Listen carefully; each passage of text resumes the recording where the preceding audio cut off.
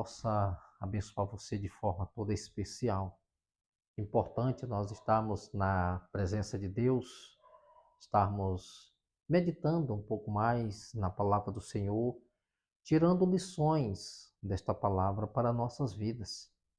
O apóstolo Paulo, escrevendo para os irmãos de Filipos, capítulo 4, verso 13, ele diz: Posso todas as coisas naquele que me fortalece. É tão importante que quando nós compreendemos o chamado de Deus na nossa vida, sabemos que vamos passar por luta. A adversidade, ela vai fazer parte da vida do cristão, porque o próprio Jesus ele disse: Olha, no mundo tereis aflições, mas tem de bom ânimo, porque eu venci.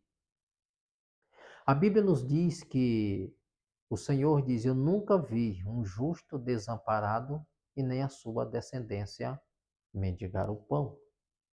Paulo, ele por várias vezes, Paulo passou por situações semelhantes. Paulo diz que ele tanto aprendeu a viver na abundância, como ele também aprendeu a viver na escassez. É tão importante que ele aprendeu a viver em qualquer situação.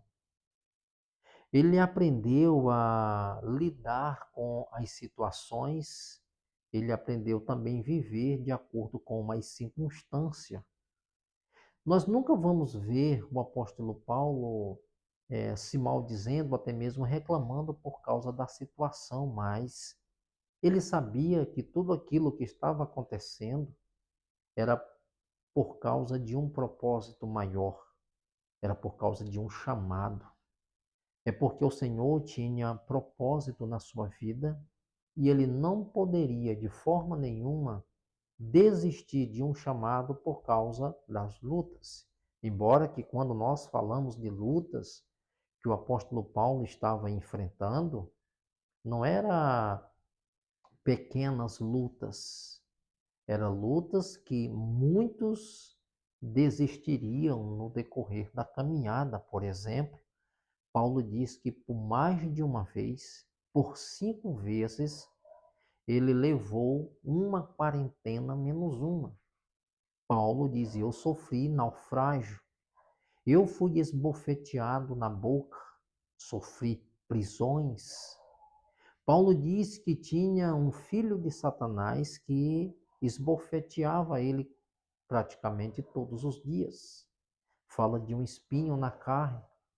Então, são situações que o apóstolo Paulo enfrentou nos seus dias, mas de cabeça erguida. Ele nunca atribuiu essas lutas por causa de um chamado. Ele nunca pensou em recuar porque as lutas estavam demais. Mas ele sempre olhou com um olhar de alguém que tem uma nova mentalidade.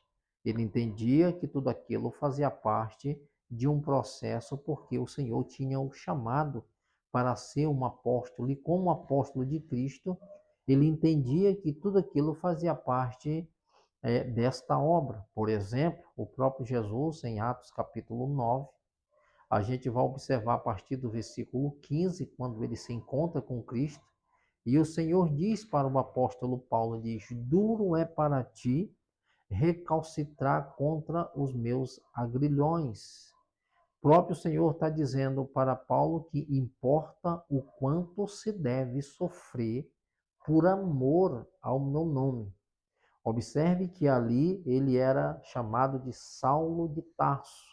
O Senhor está chamando aquele homem para um ministério e, ao mesmo tempo, o Senhor está dizendo que, assumindo essa responsabilidade, ele passaria por lutas, por adversidades na sua vida. Ele ia enfrentar muitas batalhas, mas o Senhor deixa isso bem claro. Importa o quanto se deve sofrer por amor ao meu nome. Só que hoje nós estamos vivendo os dias em que muitos não querem renunciar nada. Muitos estão buscando um evangelho de facilidade aonde não se tem renúncia. E a palavra de Deus nos diz que para seguirmos a Jesus, nós temos que renunciar à nossa própria vida. Nós temos que renunciar a nós mesmos.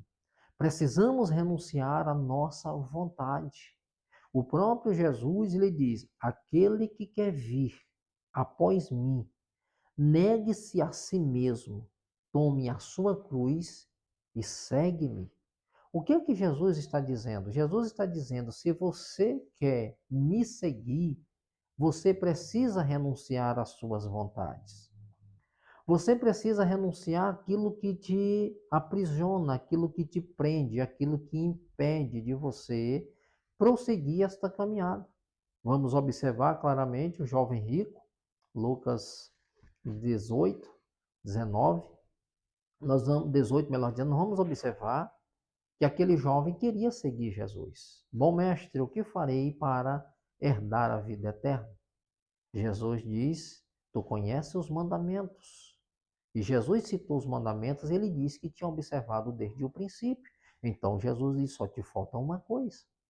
Vende tudo que tem, dê aos pobres, depois vem e segue-me. Só que para aquele homem, como diz a Bíblia, que ele era muito rico, abrir mão daquilo que ele gostava, tornou-se um impedimento para ele seguir Jesus. Então muitas pessoas acham bonito, muitas pessoas querem seguir Jesus, mas quando a proposta do Evangelho é que você abra mão daquilo que te prende, você vai pensar um pouco mais acerca disso e você acaba decidindo, você acaba optando por aquilo que é melhor para você, que te satisfaz, vai te satisfazer momentaneamente. Então, uma vida cristã, ela é uma vida de renúncia. Nós temos que renunciar. E Jesus deixa isso bem claro. Olhando para aquele homem e ele partindo, a Bíblia diz que ele se ausentou da presença de Jesus, saiu triste. Jesus, olhando para aquela cena, para aquela situação, Jesus diz: como é difícil entrar um rico no reino de Deus. O que Jesus está dizendo é que um rico não pode ser salvo, não é isso. Ele está dizendo como é difícil abrir mão daquilo que lhe prende. Como é difícil abrir mão daquilo que gera em você uma certa segurança, sensação de segurança. Abrir mão destas coisas para seguir Jesus. Não é que Jesus está dizendo que as pessoas agora têm que se desfazer do que tem para poder seguir. O que Jesus está dizendo é até onde você está disposto a abrir mão daquilo que te aprisiona. Até onde você está disposto a abrir mão daquilo que consiste a tua atenção, naquilo que consiste o teu coração. São estas coisas, porque o próprio Jesus disse que Jesus não disse que o dinheiro era ruim, ele disse que o amor ao dinheiro é a raiz de todos os males. A palavra de Deus nos diz isso. Então, é naquilo que consiste o seu amor, é naquilo que está o seu coração. O próprio Jesus disse que aonde está o teu tesouro, ali estará o teu coração. É por isso que ele recomenda que não depositeis tesouros aqui na terra, aonde a ferrugem e a traça ela vem destruir. Jesus diz: acumuleis tesouros no céu. O que Jesus está dizendo, ocupa o teu coração naquilo que te edifica. Não é proibido ter as coisas, mas quando aquilo gera um impedimento de você chegar a Deus, isso se torna perigoso. É por isso que Paulo disse: eu tudo posso naquele que me fortalece. Porque Paulo abriu mão de tudo aquilo que prendia ele, naquilo que consistia o coração dele. Então ele, a partir daquele momento, o viver dele é Cristo. Agora a sua vida estava unicamente ligada ao Senhor, ele estava ali para servi-lo, ele estava ali para cumprir a vontade do Pai e fazer a vontade do Senhor, levar o Evangelho, alcançar mais pessoas, e isso ele enfrentava as lutas. Mas ele diz: se Cristo está comigo, eu vou vencer qualquer batalha em qualquer situação.